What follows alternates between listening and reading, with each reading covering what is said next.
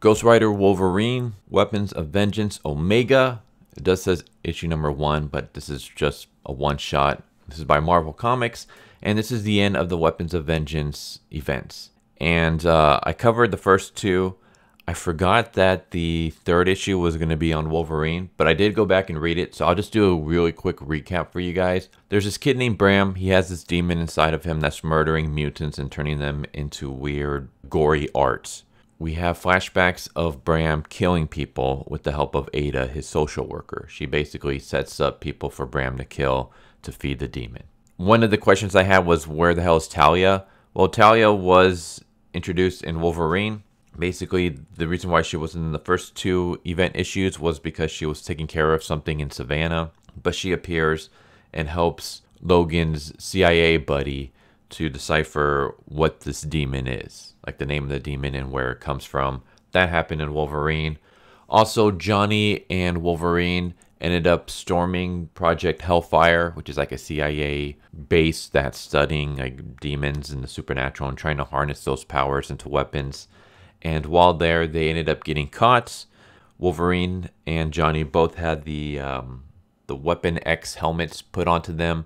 Johnny was just put into stasis. Meanwhile, Wolverine was put into this vats where they were going to transfer the demon from Bram into Wolverine, because Bram no longer wanted to be associated with the demon. He wanted to be freed from this curse. So they put the demon into Wolverine, and Wolverine became Helverine.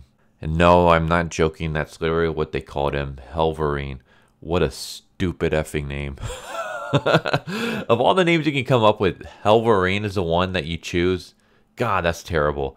Anyways, there you go. There's your recap for what happened in Wolverine. So we start off this with two mutants blowing up a human's house for no other reason than because they absolutely hate humans, because they believe humans are taking the mutants home. I think this has to deal with a story that's ongoing with Marvel where mutants are like being sent off the planet. I don't know. I don't follow Marvel, so whatever. Anyways, they're making their escape when Helverine, God, that's such a stupid name. Helverine shows up, destroys the car, and then murders the two mutants. And he starts making art out of their corpses when he hears a baby's cry. And it turns out that the two mutants were together and they had a baby, and the baby's in the back seat. And the leader of Project Hellfire is telling Wolverine to kill it. You got to kill the mutant. You got to kill all the mutants. And Johnny's trying to stop it, but yeah, the helmet is like preventing him from being able to turn into Ghost Rider. And then they throw him in this tube where he's not able to do anything. Meanwhile, Talia and the CIA buddy Bannister are on their way to Project Hellfire. And we find out that Johnny has upgraded Talia's car to have Hellfire boosters, so she can turn her car into basically a Hellfire car. I was like, okay, that's kind of cool. And we get the history of this demon. So this demon is Bagra Ghul. It was created by Mephisto. Basically, Mephisto is like one of those Ponzi demons, like who's like obsessed with arts and luxury and stuff like that. And he thinks that sin can be a beautiful thing. And so he created Bagra Ghul to create arts out of punishments, art out of death. So that's the whole reason why Bagra Ghul was created. And he was created by Bram's parents being in this cult under a black moon. They had sex on top of the grave of a man that was hanged for murder. Bram's mom got pregnant, and that was how Bagra Ghul was able to be grafted onto this kid. And so, yeah, Bannister and Talia storm the CIA headquarters where they find Johnny, and they're able to free him. And they basically tell him, like, hey, I know you just woke up, but we need the other guy. We need Ghost Rider. He's the only one that can stop all that's going down. And so Johnny transforms into Ghost Rider in a really badass way by like ripping the flesh off his face. I love the transformations for Johnny in this run. Well, not just this run as in the event, but in the modern Ghost Rider run.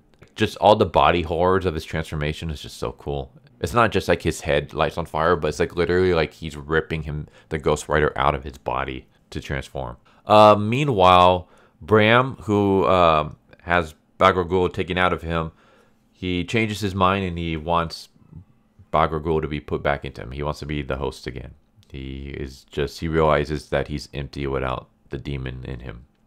And Wolverine is fighting against Bagragul. He refuses to kill the child. He stabs himself in the chest instead. And then he starts driving towards Project Hellfire. And so the Project Hellfire leader is like, all right, well, Bram, if you want the demon back, then I guess you can have it back because Wolverine is not working. Meanwhile, I guess the mutant baby just dies of being left alone. I mean, so Wolverine refuses to kill this mutant baby. But he doesn't do anything to save the baby. He just leaves it abandoned in a car. And he leaves it abandoned in a car in the middle of the highway. And the only residents nearby are humans, who I guess are anti-mutants. So what do you think they're going to do to this poor mutant baby if they find it? Assuming that the baby doesn't die from being abandoned in a car in the middle of the desert. Yeah, so Wolverine probably should have just murdered this baby. It would have been a quick mercy kill. Now this baby's either going to die from being in the heat, or it's probably going to have a fate worse than death from the humans that find it. So, good job, Logan. But yeah, Ghost Rider, he shows up, and then we get a fight scene between Wolverine and Ghost Rider. Or I should say, Wolverine and Ghost Rider. That's such a stupid name. Oh my god. And I'm going to stop it there. I don't want to spoil everything. You guys can go check out the rest. I'm pretty sure you can figure out where it goes. It's one of those where it ends, and then it has like that horror ending where it's like, the end, question mark? Is the demon really defeated? Or is there room for it to come back in a later event or issue or something? But there you go. There's Weapons of Vengeance. I will say it was an okay run. Kind of a pointless run, though. It feels like just filler. There was, like, I mean, unless this is somehow going to play into Ghost Rider 18 in some way. From what I'm seeing from the cover artwork and stuff, Ghost Rider 18 seems to be dealing with Talia. Like, something's going on with her. And nothing in this series or this event set up for that. This seems to just be kind of like a throwaway filler adventure. Like, hey, here's what Johnny and Wolverine are doing. I don't want to even say outside of their run because 2 of the issues took place in their run. So it just kind of feels like filler. So yeah, if you're okay with that, then sure, check it out. It's not a bad story. I would give the event, I don't know, from 1 to 10, 1 being terrible, 5 being average, 10 being perfect. I'd give it like a 6, above average. It's not like great or fantastic, but it's not boring or terrible. Like I was entertained, but it's not like it was the greatest thing I ever read or anything. And if you were to get rid of this event and had it never take place, it would be no big loss. I mean, I thought the cool, like, killing mutants and then turning their corpses into artwork, like, that's kind of cool, but it doesn't really, like, go anywhere. It's just this thing that this demon does. It doesn't, like, have any, like, he's not doing it for any other purpose other than he's just turning bodies into art. This is filler. If you're okay with filler, check it out. If you rather not, then don't. You're not going to miss anything. Artwork, I enjoyed the artwork.